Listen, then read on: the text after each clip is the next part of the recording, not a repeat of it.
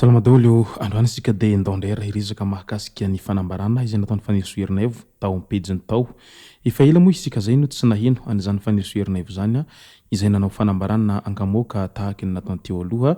toy ireny raharaha roa mivoasy sy ny tariny ireny. Fa amin'ny tindra mitorika ity kosa sika dia ndao ary hoterina amintsika ny fanambarana vitsivitsy izay nataony tao amin'ny pejiny tao ho mariky ny fitiavan-tanindrazany amin'izao ankatoko ny fahatongavany fetiny 4 jona izao satria 4 jona io moa dia daty manatantara ho antsika malagasy rehetra. Io zany ny fankalazana ny nazahoantsika ny fahaleovantena izay nahatonga antsika tsy ho zanatany frantsay intsony.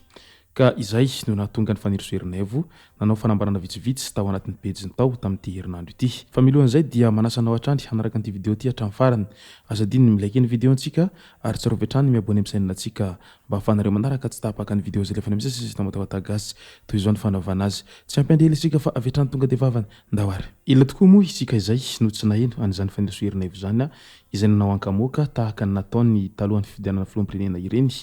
Ary faniriso-herinaivo moa dia fantatsika tsara fa isan'ny vehivavy izay mpahay lalàna no sady mpitsara niara-dia tamin'ny antoko tima moa izy tany am-piantohana izany hoe ao anatin'ny antoko mpanositra tanteraka zany raha izany faniriso-herinaivo izany. Ary hita fa tena olona mafana fo any firenena raha izany madamo faniriso-herinaivo zany satria hitantsika amin'ireny fanohan-keviny matetika ireny. Ary ny tsapasita ihany koa fa tena isany malagasy izay mila ravinahitra any ivelany ihany tsy mankasitraka an'izao fitondrana izay mijoro ankehitriny izao raha i madamo faniriso-herinaivo izay satria asehony tsara ny azy fa tena tsy mety aminy ny zava-misy amin'izao ankehitriny izao izy fa maro loatra ny tsy fanarahan-dalàna araky ny fanehoan-keviny hatrany. Manoloana ny fahasahiranana izay mianjady amin'voaka malagasy sy ny firenena malagasy amin'izao ankehitriny izao dia maro ireo malagasy izay samy miezaka maneho heviny ary isan'izany faniriso-herinaivo izay satria izy dia olona azo lazaina fa mba tia tanindrazana ihany raha ireny fanehoan-keviny ireny no fakafakena lalina sy dinihana tsara. Nilaza moa izy tao amin'ny pejiny tao fa mila mailo isika malagasy fa maro ny zavatra tsy mandeha amin'ny laoniny amin'izao fotoana izao fa aza variana amin'ny matoritorontsony fa sao dia hamidin'olona mitsangana eo hiatrany faniriso-herinaivo. Eny mety azo ekena ihany izay fanambarana izay nataony madamo faniriso-herinaivo izay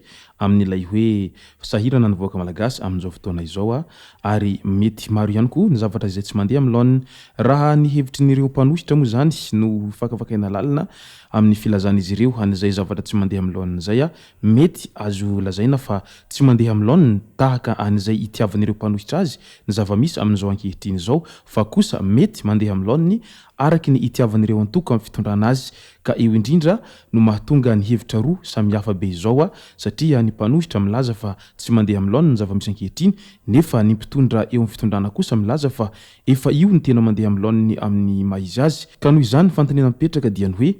ahoana sy ahoana ny tena mandeha amin'ny laoniny araky ny tokony ho izy amin'ny maha izy azy amin'ny fitondrana an'ity firenena ity. Araky n'ireo voalazan'ny mpanositra ve sa araky n'ireo voalazany ireo antoko amin'ny fitondrana? Maro dia maro ireo mpanositra menomenona amin'ny zava-misy ankehitriny satria ireo koa dia mety ho azo raisina hoe fony izy ireo mbola teo amin'ny fitondrana dia heverin'izy ireo fa mandeha amin'ny laoniny ny zava-nisy teo satria izay ny nametimety azy ireo ary izay ny tiavan'izy ireo azy. Mety zatra lalandrinina tamin'izany ireo mpanositra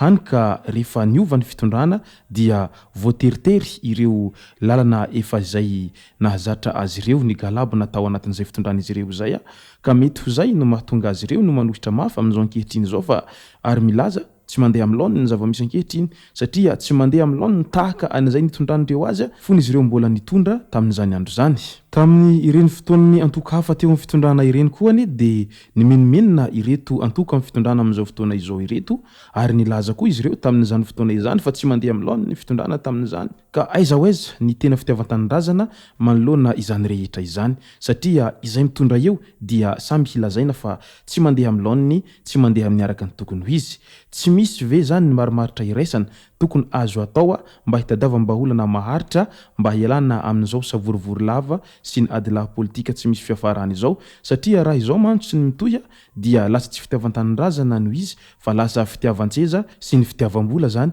no ambadika an'izay rehetra izay ka tokony mba hovaina izay fomba fijery zay tokony mba samy miezaka manao fomba fijery izay isiny marimaritra iraisana mba hampandrosoana an'izao firenenantsika izay hita fa tena efa tafalatsaka lalina ao anatin'ny fahantrana tanteraka tsy vitsy mivoaka malagasy aza amin'izao fotoana izao dia mila tsy ahitahany kohanina mihitsiny nefa raha atao ny fampitahana amin'ny voaka malagasy majinika sy ireo voaka malagasy izay mpanao politika amin'izao fotoana izao hita fa tena lasa matavy daholo izay rehetra mpanao politika amin'izao fotoana izao ka eo indrindra no tena mipetraka ilay fanontaniana hoe tena lasa mampanankarena ve ity manao politika ty sa rehefa tohanankarena vetivety dia miditra manao politika kely dia afaka fotoana fohy dia iny fa lasa manankarena tampoka raha izany no izy dia tena lasa business ny fanaovana politika ka izay indrindra ny tokony hovaintsika izay fomba fijery zay fa tokony izay tena fitiavan-tanindrazana marina no ajorontsika ary izay ny tokony hitadiavantsika marimaritra iraisana tsy azon'ny mpanohitra atao ve ny mba miray latabatra amin'ny reto